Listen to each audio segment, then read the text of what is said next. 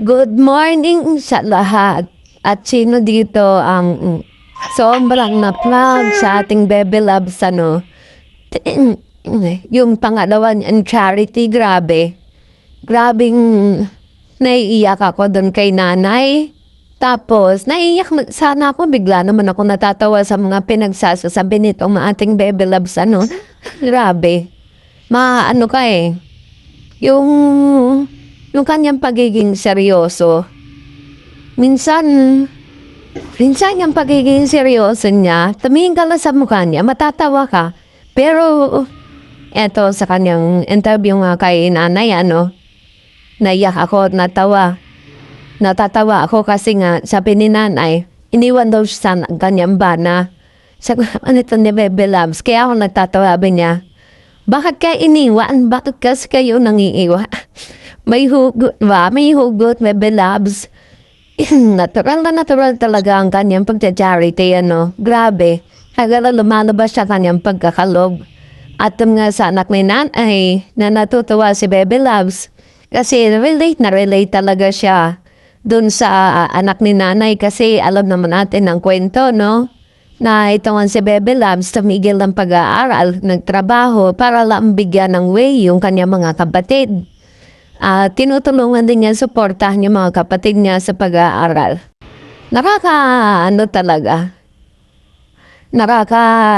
Nakakatuwa. At sabi ba niya kay nanay, ayan na siya, sa asawa niya, di pa makamove on. Di ba makamove on? Kasi nga daw, di ba, binugbog daw itong si nanay. Nakakatawa talaga. Ang dami niya papating payo kay nanay. Pag sinaktan kayo ng lalaki, wag na, ayaw manungkot.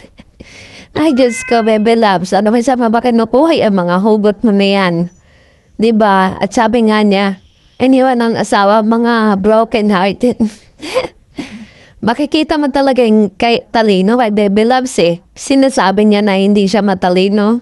Nagkakamali siya. Matalino siya. Iba yung talino niya galing sa sariling experience.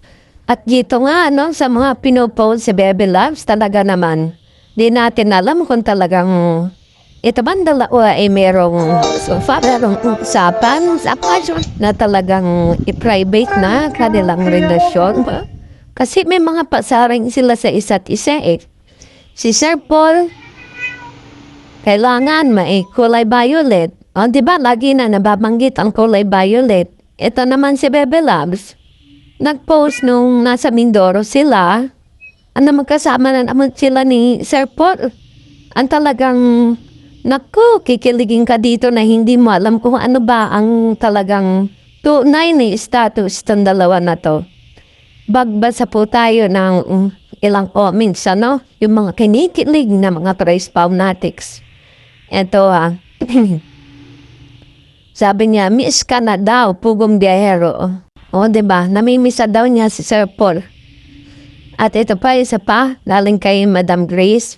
Kinakabahan na naman ako sa interview ni JR kay Paul. Hindi na in-upload ni Jay. Hay nako, sana hindi tungkol about Trace Pau. Baka nakakasad naman na sasabihin ni Sir Paul. I hope good vibes lang about sa interview. Nga kay Sir Paul, oo nga po, kinakabahan din ako eh.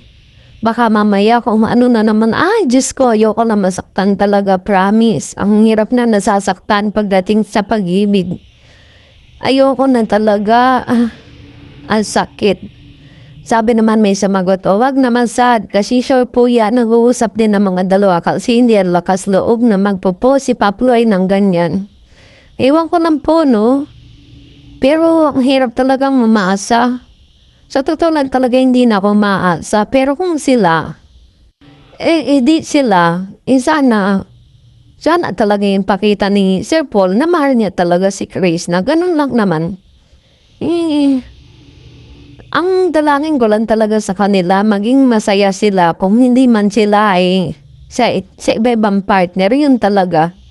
Pero yung umasa sa kanila, nahirapan na talaga ako, sobra na ako nasaktan, ganun kasi ako eh. Pag ayoko masaktan pabayanan lang kasi saba ako yun. Siyempre, iba naman sila. At ito dito may nag-post na tingnan yun, thumbnail ni Sir Paul na bagong upload sa Imitim. Kasama ko siya. Ano yan, thumbnail lang po yan, wag na po kayo maniwala dyan. Sir Paul, napakatalino niyan sa thumbnail, talagang kuhang-kuha niya talaga yung mga viewers. Ilang taon ka ba naman at saka #1 charity vlogger ka? Alam na niya kung paano kukunin yung mga views. Diba? Talagang ano lang. Ika nga ni Sir Paul noon Diyos na baala na ang tadhana.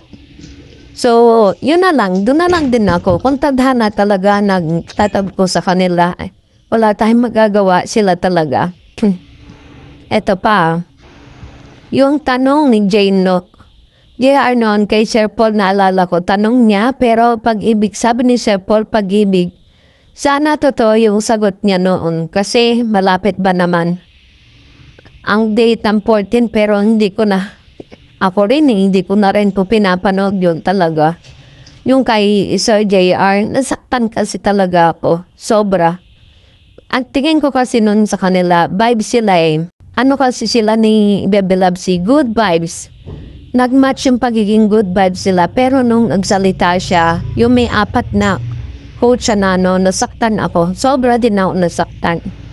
Kasi, ang iniisip ko nun, sana man lang, bigyan niya ng yung pagiging babae ni Chris na, pagpalagay natin talaga nagkamali siya. Wala naman taong hindi nagkakamali, lahat tayo nagkakamali. Pero, basta, ang hirap ang hirap. Kaya nga nagsalita si Sir Toots talagang grabe para akong nahagutan ng tinik. Grabe, sisimula pa lang, hagulhul na ako ng iyak. Ganon. Kaya ngayon talagang todo support kay Sir Toots. Lahat ng vlogs niya, pinapanood ko. Lahat ng video niya, pinapanood ko talaga. Di niya naman ako mansisinisya. Alam ko, ganon din kayo. Yung iba dyan. Ito pa, ano man ang gawin o sabihin ni Paul na pag-iwas at pagtatakip ng totoong laman ng puso niya, kusang lumalabas sa kilos. Tingin ng mga mata at minsan nababanggit ang mga bagay na connected kagaya sa sinabi niya doon sa pag-aputs pa nila ni JR Siargao. Sa Siargao, lakal siya sinabi, violet na. Talaga, totoo po. Talagang hindi mapipigil ni Sir Paul sinisigaw ng kanyang puso kung talagang mahal niya. At sana lang sana katotohanan na yan. Diba actions in words combined at si J.I. naman, ipinapita na gustuhan niyang t-shirt kulay violet. I don't know what how means naman. Ay, basta, sana kung sila talaga, marami na naman tayong kikiligin. Pero sana, sa puntong ito, sana wala nang wala nang iyakan. Kung umiyak man tayo, sana tears of joy na. O, diba? Hala, namimisyata ni Chris na nang lang niyo. O, pungay, pareho sila nagpapasaring dalawa Pareho sila nagpapasaringan ng kanilang mga pagkami sa isa't isa. Ay, well, bahala na ang tagana. At kung talagang sila, ay di sila, pasensya na po kayo sa pusa ko, napakaingay. At ito isa pang comment. Salamat Chris, napasaya mo naman kami. At wala kayong magagawa ni Sir Paul. Kung hanggang dulo, di ako bibitaw hanggang maitim mag-violet. Sabi mo, grabe naman si Madam. Wag na lang babalik day Chris na may mga aahas doon at okay niyan magsarilit ka na lang mag-charity. Sa opinion ko po, totoo. Wag muna siyang, sa opinion niyo po, doon din ako. Totoo na sa aking opinion din, wag muna siyang bumalik doon kasi parang nakakailang kasi meron ng damage Kahit sabihin mo kapatawaran ang lahat, ando na yung damage, may lamat na. Kaya para sa akin, wag muna siguro okay na mag-charity siya solo. Kaya naman niya, nakikita naman natin na malakas na loob niya. At alam ko marami nagpapalakal sa loob niya, napakarami. At isa si Sir Tut sa mga nagpapayo sa kanya na maganda. Kaya naging ganito si Debela, lumalakal sa loob niya. Alam ko may nagpapayo talaga sa kanya. Siguro bukod kay Sir Paul may nagpapayo sa kanya. Alam ko si Sir Tuts din kasi sinabi ni Sir Tuts na nagme-message siya kay Chris na. 'Di ba? Kaya sana talaga tuloy-tuloy itong pagka-charity niya at sana mayroong mga mayayamang mga sponsor dito para mapanatili niya at matulungan din yung mga tao talagang nangangailangan.